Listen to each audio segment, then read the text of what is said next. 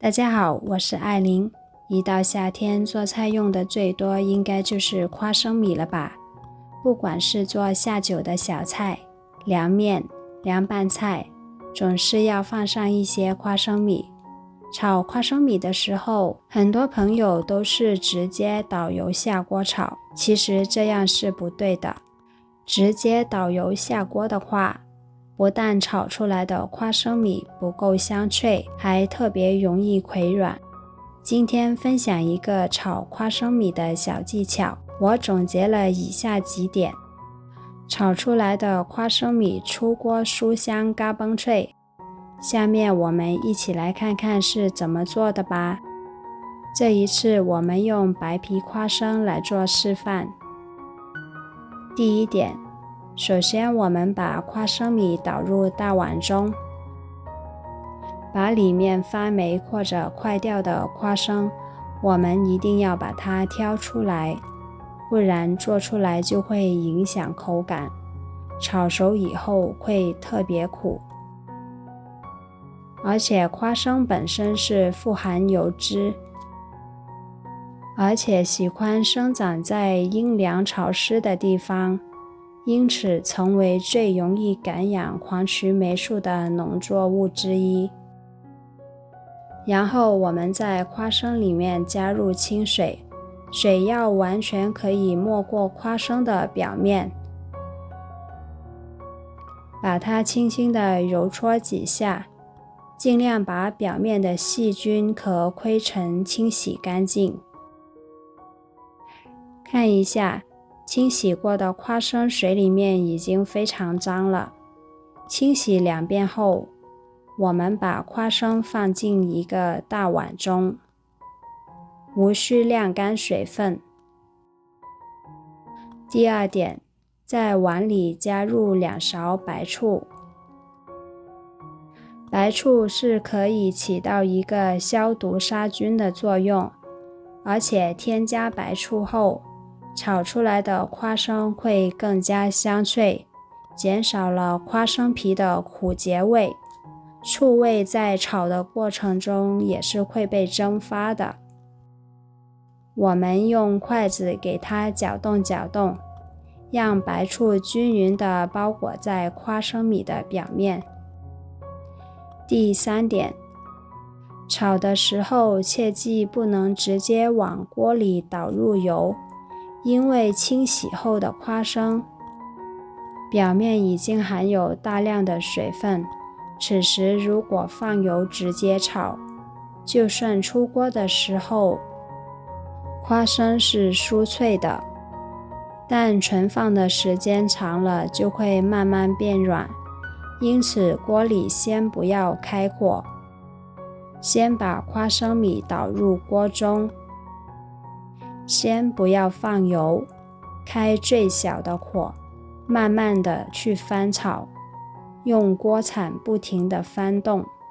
这一步要有点耐心，让花生可以均衡受热，这样花生才不会容易糊底。第4点，把花生米表面的水分炒干以后，不用放太多的油，我们先加入1汤匙的食用油就够了，继续用小火翻炒。切记炒花生米需要全程用小火，如果炒的过程中用大火的话，花生米表面的颜色就不好看了。表面已经变色了，但可能里面还是生的，出锅时特别容易炒糊。我们继续翻炒，大约2至3分钟后，此时花生米还没有变色，我们继续加入1到2勺的食用油。在第2次加油以后，继续用小火慢炒。这一次炒的时间大约是10分钟左右。我们这样炒花生米，不但用油的分量特别少，而且炒出来的花生米外观颜色都会很漂亮，不容易炒糊，亲爱的朋友们，制作视频不易，您的每一个留言和点赞都是我前进的动力，感谢您的支持和鼓励。等到花生的表面有点变色，可以闻到浓浓的花生香味，说明花生要熟了，但此时还没有完全炒好。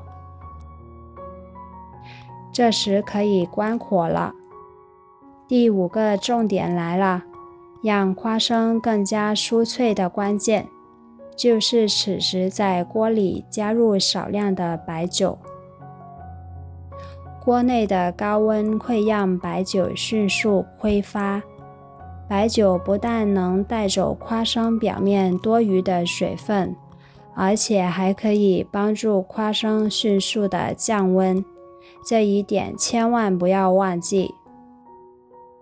接着利用锅里的余温，把花生米慢慢继续翻炒2至3分钟。我们在碟子上放一张厨房纸巾，把花生米放在盘中，帮助减少花生米表面多余的油脂。最后一个重点来了，根据自己的口味撒上少量的食盐或者白糖、辣椒粉都是可以的，用筷子慢慢的翻拌均匀。但想让花生酥脆翻倍，还有一个隐藏的小妙招，就是放入冰箱冷冻室冷冻10分钟，这样的效果会更好。无论做下酒的小菜还是凉拌的配菜都非常适合，无论大人小孩都特别喜欢吃，就算零厨艺也能一次成功。我们一次吃不完，记得要把它密封保存起来。最关键的是，花生放上1个月都不会溃软。喜欢吃花生米的朋友，可以按照这个方法收藏起来试试看。以上几个小技巧都是非常容易掌握，不但快速而且简单。好了，朋友们，今天就分享到这里了。如果您觉得我做的美食有食欲的话，请您给我点个赞吧。点击我的头像，还可以观看更多的美食视频。我是艾琳，感谢您的支持和鼓励，我们下期视频见。